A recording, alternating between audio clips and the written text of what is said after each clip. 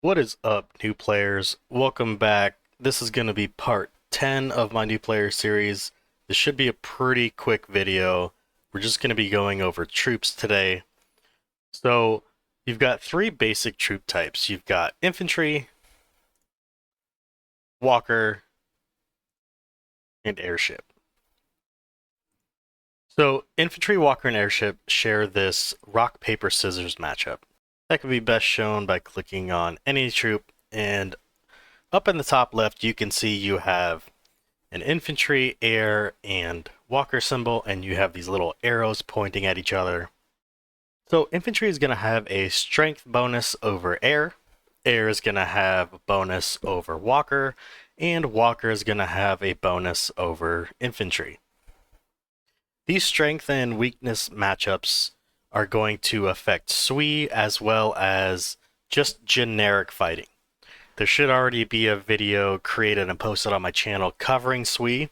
Go check that out. That goes into a little bit more detail on how this works, but basically there is a damage and accuracy bonus for the advantageous troops, and there is a deficit for the non-advantageous troops. Using Rangers as an example, there's some things that you need to know when it comes to the stats. So every unit is going to have a unit quantity, it's going to have a capacity, HP, attack, defense, crit, accuracy, and dodge. You're also going to have a cost associated to that. If you click on one of these and you scroll all the way to the left, you will see what a single troop costs. Now this will cost the same no matter how many you are building, but you are limited to how many you can build at a time. When it comes to units, that is how much leadership it will take up. So if you have 10 leadership on a commander, you can fit 10 units of rangers. Capacity is how many resources that they can carry after attacking a tile or an arc. And all troops are going to have HP, attack, defense, crit, accuracy, and dodge. Now, all of these stats will be adjusted based on first research and then second the gear that your commander wears. HP and attack defense are just base stat pluses. So as you can see from my rangers here, they start out with 40 HP, and based on the research that I have unlocked, I get plus 48. And crit, accuracy, and dodge. These are percentage based, but you have to think of them as additive. So if I have a plus 120% crit rate, that does not add 120% to 0%, which traditional math with multiplication would be a 0% bonus, but it's additive, so I'm just adding 120. And then if we look at walkers real quick, Yetis, you can see that the rock, paper, scissors matchup has changed because we have walkers selected as primary, but the actual strength and weaknesses have not changed.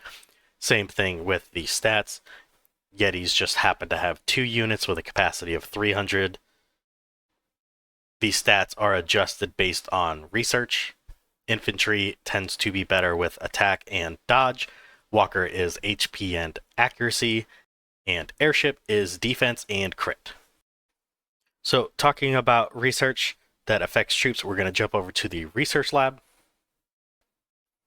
So now that we're at the research lab, you have 3 sections that are going to adjust the power of your troops. You have the battle, the advanced battle, and the talent system. Note that the talent system is exclusively T9 plus, and the advanced battle as well is T9 plus only. The basic battle affects all of your troops, whether they are T1 through T12. However, the bonuses will be better on your advanced battle when it comes to T9 plus, but do not assume that battle is not good. You should be upgrading your battle research to max. It is very important to have, especially for newer players. So if we go into the battle section, this is where you are going to unlock your troops. So you have T1, T2, 3, and then all the way over to T8. You do not want to unlock T8 for any of the troop types. It is a waste of research. You should stop at T7 and then jump from T7 to T9. As well as the troop unlocks, as you can see, you have the Conqueror, Bastion, and Chimera. Those are T7 troop unlocks. That is how you build them. In addition to that, there are going to be 3 fundamental researches. You will have 2 mastery researches, so Mastery 2,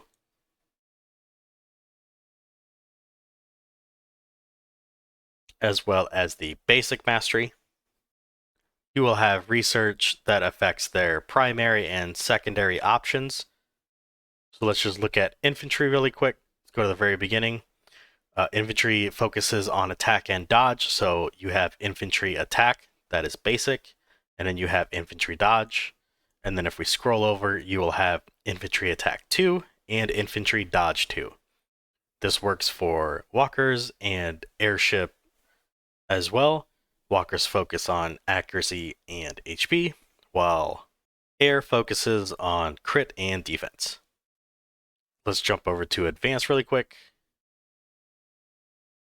So this advanced research lab is going to affect T9+, while the basic battle affects every single one of your troops. Something to note about T9+ is some of them have dual types, so we're going to jump over to the barracks really quick.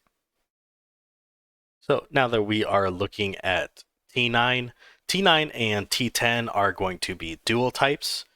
Each one is unique to infantry, walker, and airship. For example, T9 infantry is an infantry main and an airship sub. Same thing will happen for walker and airship, except the types will be different. T11 will swap those around, so there will be different types. And then T12 will be a single type, just like T1 through T8. The important thing to note is any research that affects troops of T9 and above will only affect the main troop type. So the main troop type for T9 Death Angels is infantry. You will not get air research bonuses. However, any skill that affects air, you will also get those benefits.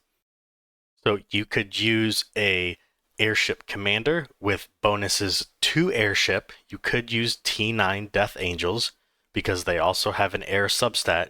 You can use those troops with those commanders. As well as before, each unit's going to have a cost associated to it. T9+ will start using UC and then HC. Let's jump over to the Warriors room real quick. Sorry, Warriors Club. So another way to train troops is evolve and repurpose. So when you go to evolve, you can take your T1 to T2, T2 to T3, T4 to T5, etc., etc. All the way up, you have to go in order. If we go to repurpose, this is for advanced troops only. So you can take your, for example, T3 of infantry, you can change them into infantry, or you can select airship and you can train them that way. There will be a third primary cost. Infantry is cash, walker is electricity, and airship is gas. You will also have to pay the UC for training these troops. If you have an excess of the tertiary resource, this is a way that you can only use that resource. And as you can see, different troops have different troop types. I hope this provides you guys a little bit better understanding. Watch out for my next video, will be part 11. I will be going over basic combat. I am the Grinch. Hope you guys have a good day. Until next time, I'm out.